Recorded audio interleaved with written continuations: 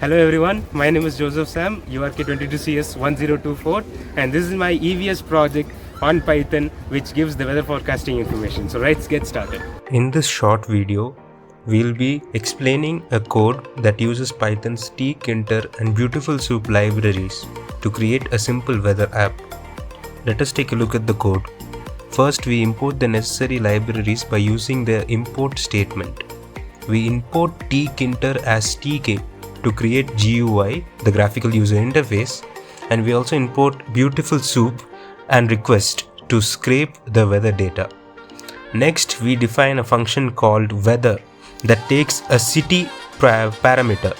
This function will scrape the weather data for the given city using the Google search engine. Then we define another function called getWeather that retrieves the user's input from the graphical user interface, which is also known as GUI, and passes it as an argument to the weather function. After that, we create the GUI by defining a new instance of the tk open and close parenthesis class and set the title and the size.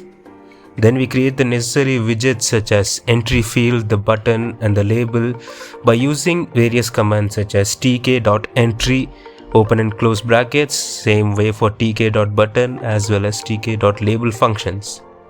Then we set the position of each widget in the graphical user interface by using the grid function.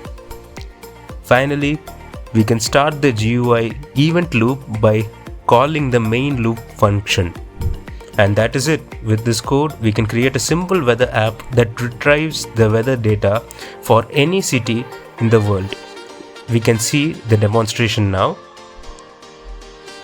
Now, for example, if I put New Delhi as the place here, we can see that it gives the correct one. We can also check it in the online for a reference.